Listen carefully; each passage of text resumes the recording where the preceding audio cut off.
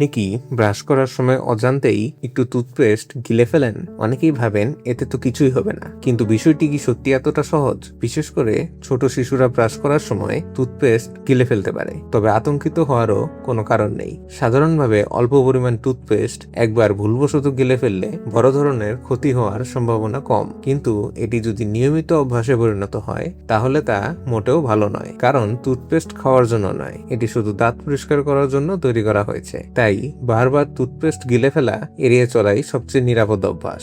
Brush করার সময় মটর দানার সমান টুথপেস্ট ব্যবহার করুন। ব্রাশ শেষে ভালোভাবে কুলি করুন এবং শিশুদের ব্রাশ করার সময় অবশ্যই বড়দের নজরদারিতে রাখুন।